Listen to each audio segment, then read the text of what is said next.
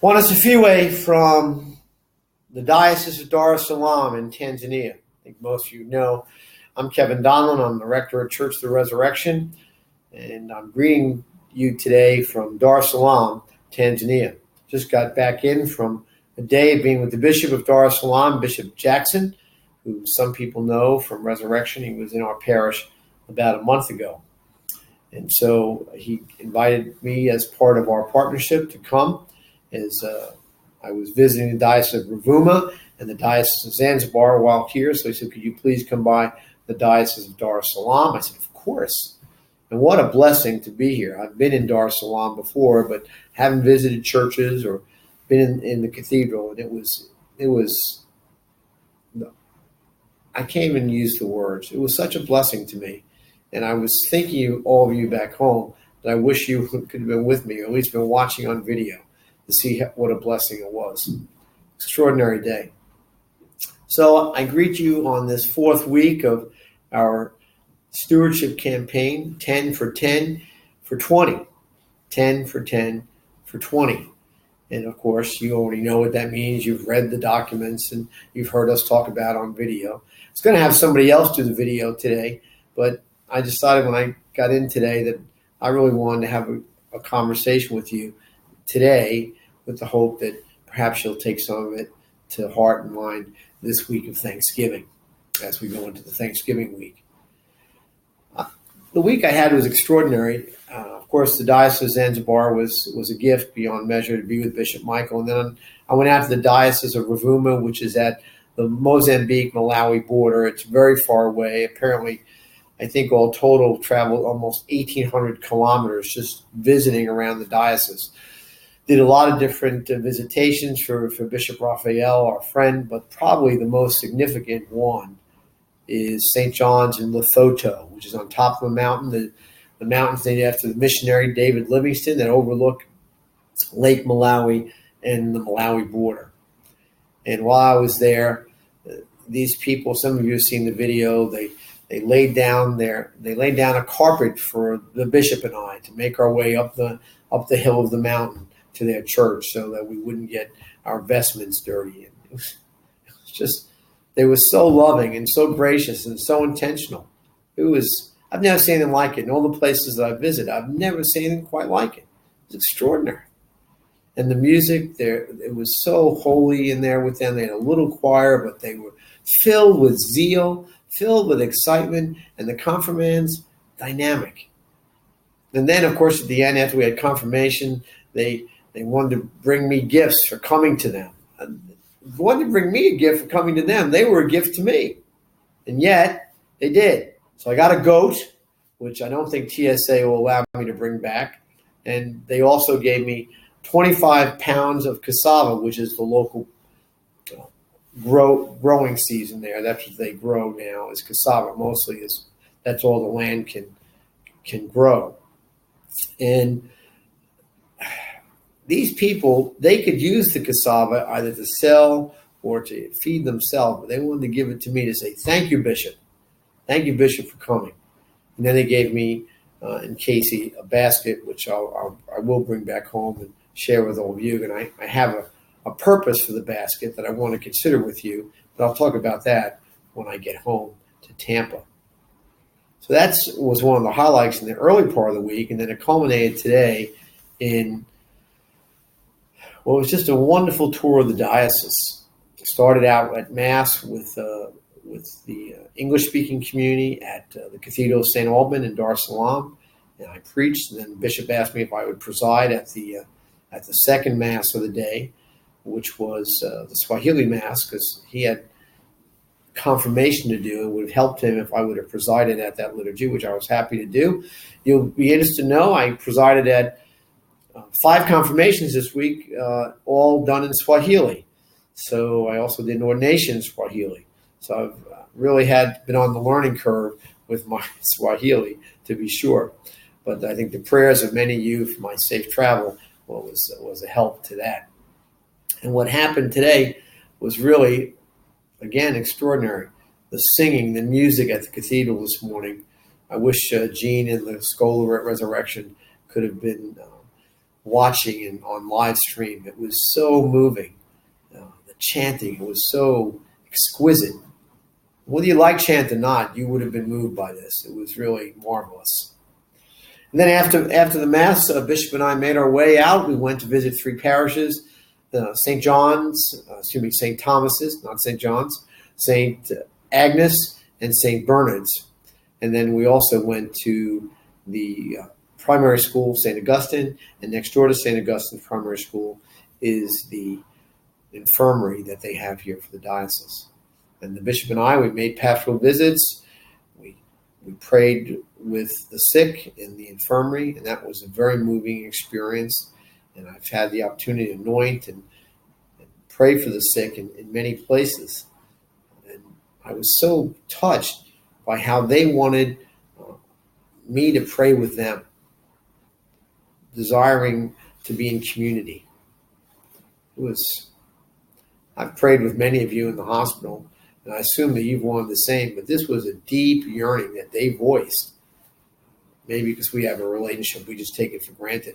Maybe I'm thinking that perhaps we shouldn't take anything in our relationships for granted anymore. This was so powerful to me and to them.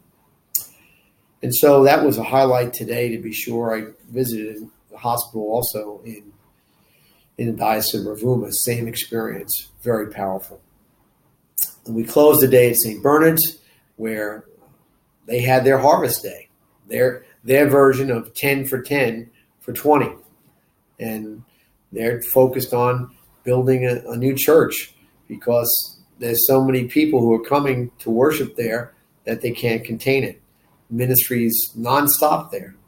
It's a congregation, building wise about not quite our size, but they're building one about our size. But the spirit and the enthusiasm was beautiful, just beautiful. They had the choir from St. Luke's Parish join them today, and they sang a beautiful song in Swahili that had me in tears. I recorded it. I'm going to post it later. It was so magnificent. The purity of their voices and the sincerity of their singing. It reminded me of this quote from Jean Vanier I want to share with you just for a second. And he says this: "A community is beautiful when all its members are using their gifts fully." And I think that was so powerful today at St. Bernard's because all the members were using their gifts fully. It was beautiful to watch and to hear and to listen, to experience. I wish I could pack it up and bring it and give it to you all. This is not a they're better than us conversation. It's simply a conversation about sometimes we in the U.S. and maybe even our own parish take what we have for granted.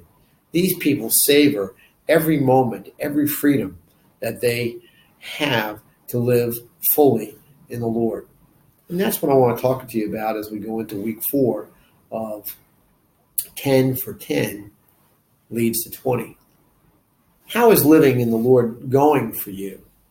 That experience. So that's what we're trying to figure out. How do we live into the biblical mandate? The biblical mandates of God are intended to help us live fully in the joy of God. The joy of God is a human being fully alive in Him, St. Irenaeus told us many centuries ago. So how is that going? Are we doing that? Do we feel that joy? Do we feel that enthusiasm? Yes, I know the changes and chances of life, which at times burden us, but we've been blessed mightily. Even the ones of us who maybe don't have as many blessings of wealth that we might wish because we live in America. But how are we doing it, living into the fullness of a life in God, a life in Christ? I experienced that mightily today. So the mandate for the next week, as we go into week 4 of 10 for 10 for 20, is very simple. You don't have to go out and buy a blanket. You don't have to bring glasses. You have to do one thing. Pray for the sick. Each day of the week, say an intentional prayer for somebody who is ill. Maybe it's somebody you know in your family. Maybe it's somebody you know in someone else's family. Maybe it's somebody you know on the parish prayer list. I want you to stop in the morning, in the noon, and the night, and to say a prayer for someone who's sick. Say, Lord, heal them according to your holy will. There's plenty of prayers out there to pray for the sick. You'll know what to say. But our mandate this week is to pray for the sick. The reason I want you to do that is because I rediscovered again in Dar Es Salaam and in Rovuma the power of taking time to pray for someone who's ill, particularly somebody we may not know. As I didn't know either one of the gentlemen who I saw today or who I saw in Rovuma, but they very much wanted that connection to have somebody who they believe is a person of God to pray with them and for them. We're all people of God, not just me because I'm a bishop. We're all people of God. And we all have that power to pray for the sick. So the mandate for this week, pray for the sick. And if you can, visit the sick. If you're someone that you know is sick, not only pray for them, visit them and pray for them. Be in their presence and pray for them. That's our mandate this year. Pray and this week, pray and visit the sick. Of course, the mandate for 10 for 10 for 20 in terms of stewardship is to continue to try to tithe 10% upon 10%. I'm not going to belabor that. You already know what it is. You watched the videos, heard the explanation. You'll get the mailings. But this week, pray for the sick, visit and pray for the sick, and try to live into the power of the tithe. And maybe you'll know the joy of God as for a human being fully alive, just like I saw in St. Bernard's, in St. Albans, and St. Agnes today. These wonderful, wonderful young people and old people, rich and poor, at least by Tanzanian standards, offering all that they had, all they could be to the Lord. I want to close with these words from Henry Nouwen that I hope you'll take to heart as part of this week. What fully counts is not whether we know Jesus and his words, but whether we live our lives as Jesus would live our lives. The Spirit of Jesus is the Spirit of love, Henry writes. He goes on to say this: Jesus comes to us in the poor, the sick, the dying, the prisoners, the lonely, the disabled, the rejected. There we meet him. There the door to God's house is opened to each of us. Henry Nouwen was so brilliant.